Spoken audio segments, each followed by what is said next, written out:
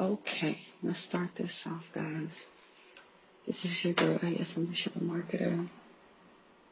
Make sure you follow me on IG, like, comment, subscribe. Let's get into it.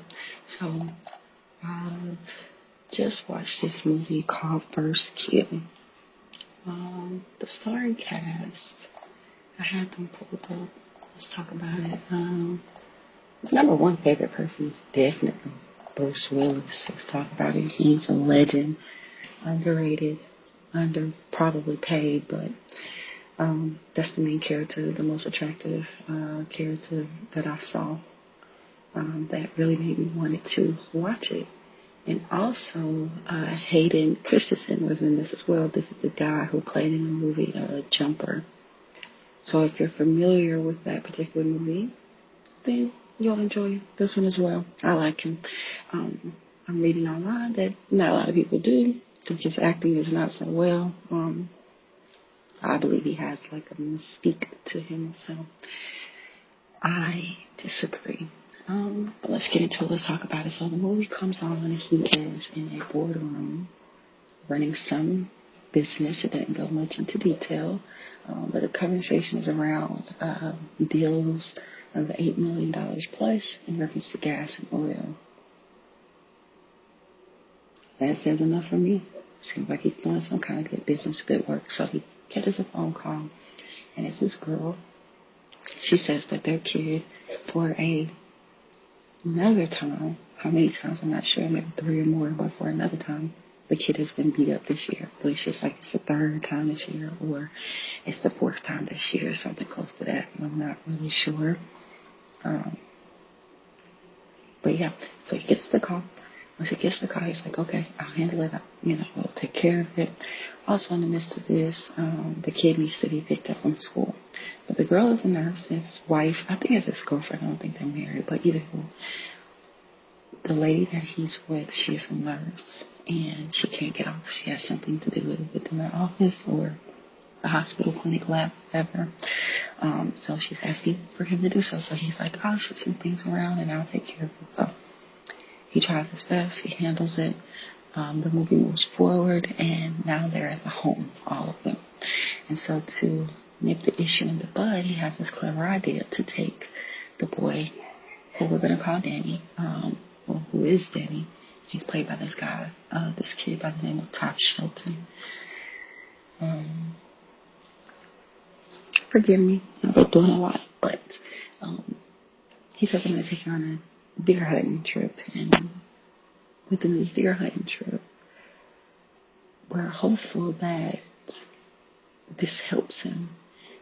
He says that, going through the motions of hunting a prey down, killing a prey, taming a prey, so on and so forth, basically like your dad saying, it will build character.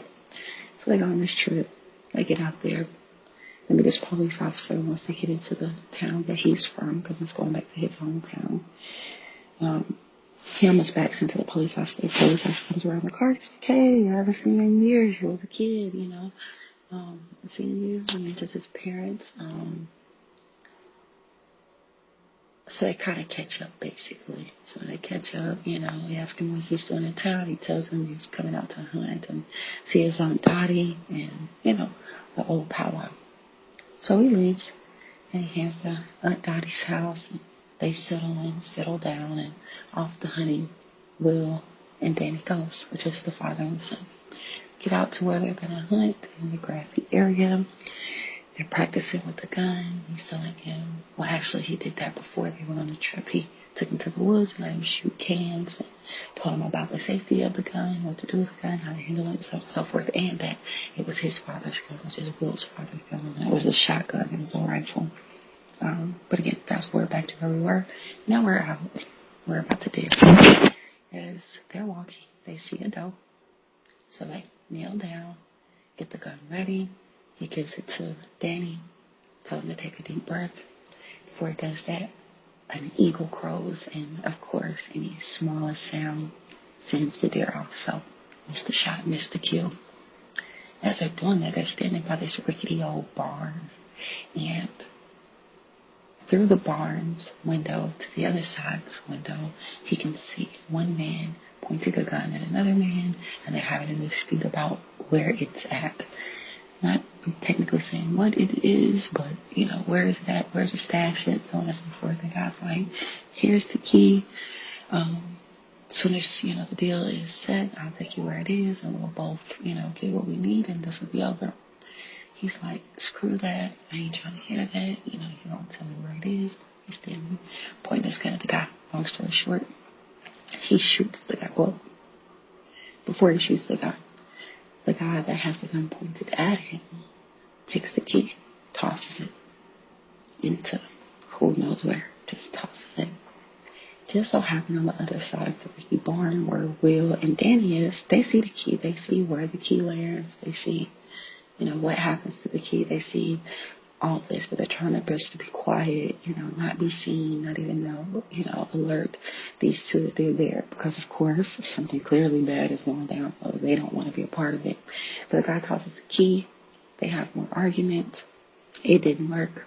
The guy with the gun shoots the guy that had the key. He's like, you're stupid. Why would you do that? Why would you throw the key? Lays him out cold.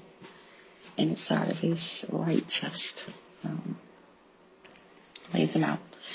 As he does that, I guess it scares the boy, which is Danny. He darts. And as he darts, the guy with the gun sees him. The father, who is Will, sees the guy that sees his son.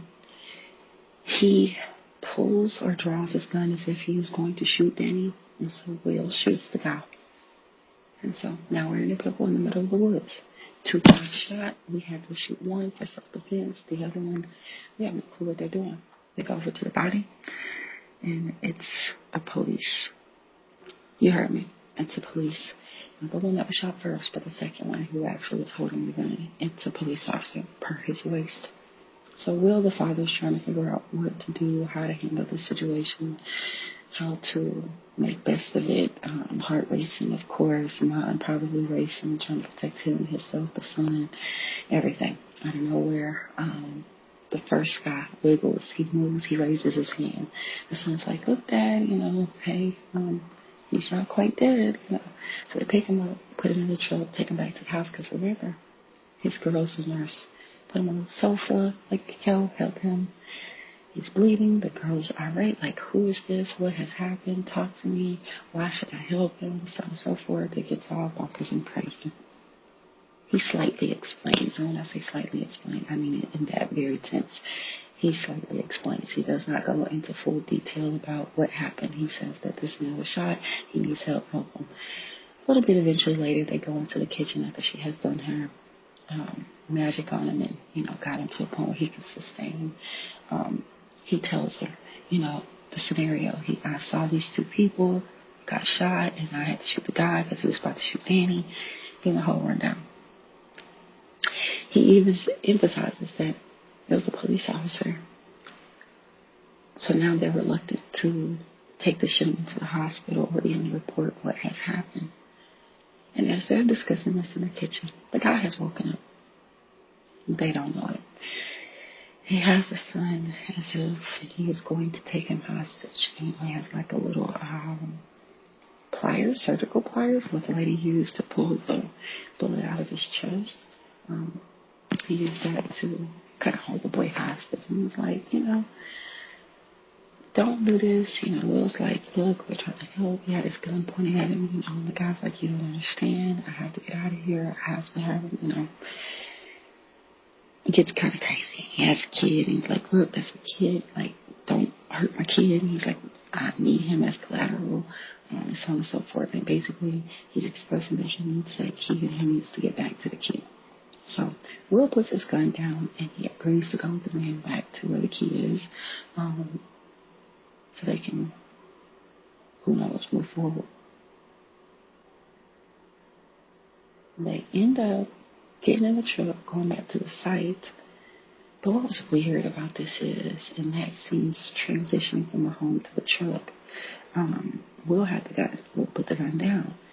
They proceed out the door. But now, the villain has the gun. And The movie provided no detail or backstory of how he got the gun. Now, Will laid the gun up against the wall. The man is holding these surgical pliers to the boy's face, making demands. Need to get back to this key. If you don't do this, I hurt the boy, whatever. But never explains how the man gets the gun. But anyway, he gets the gun, they get back in the truck, they go back to the site. They're walking towards, where this all went down. They run into a police officer. Police officer gets in an all shootout with them, and the guy who is the villain, quote unquote, his name is Levi. There's a shootout in the middle of the woods. This thing goes so deep you would not believe. It gets into the point where there is a conspiracy with the police officers. They have been in a bank robbery gone wrong, trying to pin it on a regular guy who has a few charges in the town, and they feel as if, we can get away with this money. We can let him take the downfall. What's the big deal? But it gets even crazier. Once you find out why Levi was even willing to agree to be a part of the heist, it's going to floor you. Once you figure out what the police officers are doing, how they're doing it, how they're operating, it's going to floor you. It gives insight into what could possibly be happening in our own cities. Also, I must say, honesty is the best policy. Will ends up going down a rabbit hole because he was unwilling to first tell the police officer, say, hey, this is how it all went down. He kind of lied and kept chasing the thing that Levi wanted him to chase, which was a key, which led to a post office box, which led to a bag of money to bring it back to him. He didn't tell anybody. If he had told the police, maybe that would have been cut off. But what we find out is the police ain't what we think they are. So it's kind of this thing of not sharing it with them. But this movie is crazy. It gets, I call it a rabbit hole. It gets very, very interesting. I definitely recommend you seeing it. Another caveat, that I did not like about it. There's a scene at the end of the movie. Will is going to exchange the money with Levi per the instructions as they wait in a bunker. Now, as they go to the bunker, there is Danny, Levi, and Danny's girl, which is Adele. And like I said, once you figure out why they're even involved in this heist, it's a lot to do with Adele and what goes on around her. And I won't spill all the beans and make it not worth watching. But the only thing I did not like is that three of them go into the bunker once Will arrives with the money, and this wood shootout with them, the police officer and so forth. Somebody else should grab that. I apologize about that, but Adele doesn't come out of the bunker. So the inconsistencies in the movies is probably the worst thing that I can mention. As far as the storyline, as far as the acting, as far as, how it all played out. All in all, thumbs up for me. I will not complain about it. It was a beautiful storyline. Again, especially once you figure out why this is all happening. I appreciated it. I liked it. But as I read the reviews online, they're not so conducive with my liking. Rotten Tomato gave it a 15%. Metacritic gave it a 39%. And IMDb gave it a 5 out of 10. It was about a $10 million budget to make. And there was $347,000 plus that was made in the box office. It was directed by a gentleman by the name of Steven C. Miller. Everybody didn't agree, but I suggest that you do. Go see it, like, comment, share, subscribe. Let me know what you think. This is your girl, A.S. Emotional Marketer. Please follow me. And this is my review of the movie First Kill. Came out in 2007, rated R. It's an action thriller. It's about an hour and 37 minutes long. I suggest you go see it and let me know what you think. This is brought to you by ATV Studios. Thank you.